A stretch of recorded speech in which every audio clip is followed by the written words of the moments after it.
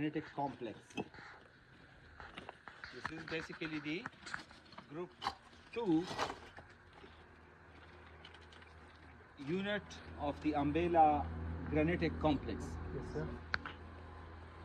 And as I have already mentioned, that it constitutes 20% of that whole body, that whole batholith.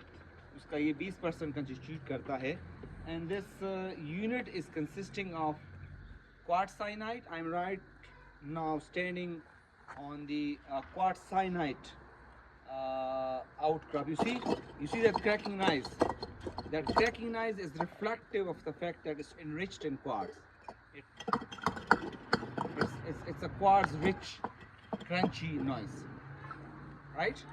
So there are some nephilines present in it, but we will see another outcrop whereby the nepheline will be enriched in it. And we know that nepheline is one of the feldspathiidal group of mineral. It is one of the feldspathiidal group of mineral, which is having low silica as compared to feldspar. It's a feldspar like mineral, but it is undersaturated with respect to silica, and that is why it's called the feldspathiidal group of minerals. Okay, so you'll see the nepheline cyanide as well. There is another outcrop, another lithology within this unit as well, which is enriched in alkali feldspar, and that is called alkali cyanides. So there is mineralogical variation in this whole cyanitic body, and this cyanitic body have economic significance as well. इसकी economic significance भी है. Recently, Chinese have leased out this area in the Geological Survey of Pakistan. They are a group of team. They are working in this area to map the cyanitic bodies, and with these cyanitic bodies, there are carbonatites as well. You know carbonatites? Yes, sir. Carbonatites are Magnetic carbonate, silicate 50% rocks, carbonate, which have more than 50% of the carbonate minerals. And you know that carbonatites are formed in rift-related setting. So this Peshawar Alkaline Igneous Province is one of the potential one of the potential complex for the carbonatite bodies. And carbonatites within these bodies have been reported from the Jambil area as well. Jambil, it's somehow towards the north of this area. So within that complex, Jambil have, and these Koga cyanides, within these Koga cyanide, at places there have been small patches of carbonatite bodies, and we know that carbonatite bodies, they are enriched in rare earth elements. Exactly. So they are the those rocks, those deposits which are enriched in rare earth elements, and we know that the cyanides associate with carbonatites. If you find cyanides, there are more likely chances that carbonatites will also be found in that region, because they are having geochemical association.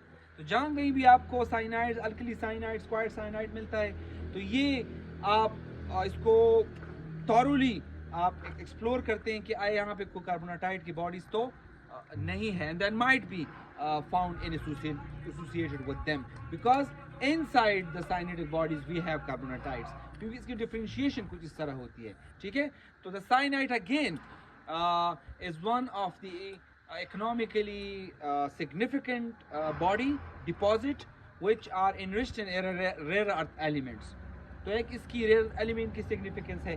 दूसरी इसकी as a industrial rock significance है. As a industrial rock इसकी significance है. It is enriched in potassium, and it has got some 15% of potassium.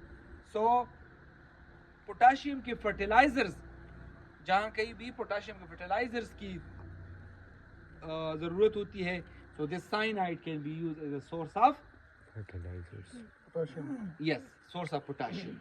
ठीक है जी. Exactly. Similarly, this cyanide body is also used in ceramic and glass industries. ठीक है. What is this significance?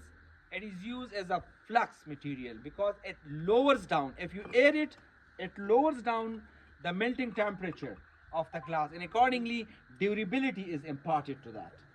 तो इसको as a agent इस्तेमाल किया जाता है. Similarly, it is also used in paint industry.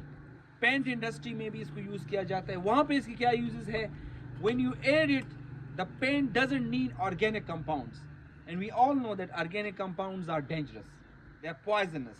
So we decrease the amount of the amount of aiding the organic compounds by aiding this cyanides, and accordingly उसकी organic compounds की amount कम उसमें डल जाती है और environment friendly material बन जाता है.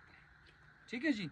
So that's all the economic significance of these cyanidic bodies. तो इसके rare earth element के हवाले से significance है और साथ में industrial rock के तौर पर इसकी significance है. Yes, over here if we have abundance of such rock in an area, इसको dimension stone के तौर पर भी यूज़ किया जाता है क्योंकि it's a very hard material, it adds beauty when it gets polished. तो इसको जो dimension stone के तौर पर टेबल टॉप्स की मटेरियल के तौर पर भी इसको इस्तेमाल किया जाता है क्योंकि इसकी हार्डनेस 6 से ऊपर तक की होती है.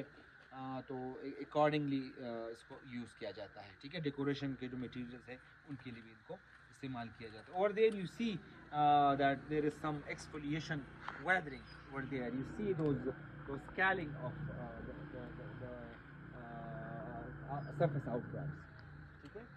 तो ये ज़रा इसको क्लोजअप में देख लें. अगर आपके पास हैंड लेंस है तो just see, you might see some kind of different minerals. It's a kind of rice-like mineral जो have got some distinct cleavages.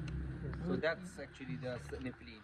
तो यहाँ पे किसी जगह पे भी आप देख लेंगे, we will go to another outcrop, तो वहाँ पर बिल्कुल वो फिर that is very much enriched in nepheline. ठीक है. तो this is silica saturated rock. इसमें सिलिका की अमाउंट रिलेटिवली कम है. क्यों? नेफिलीन आप डालते हैं तो सिलिका तो कम होगा उसमें. फर्स्ट पार्ट में सिलिका ज़्यादा है, नेफिलीन में कम है. तो that's why it disc is group as silica saturated. ठीक है. The third is going to be observed, the third unit is going to be observed so yes on the third star. ठीक है जी. इसको ज़रा देख लें जी प्लीज. सर इसमें सिलिका कंटेंट कम है लेकिन क्वार्ट्ज इसमें काफ़ी ज़्यादा आपने कहा. क्वार्ट्ज इसमें है.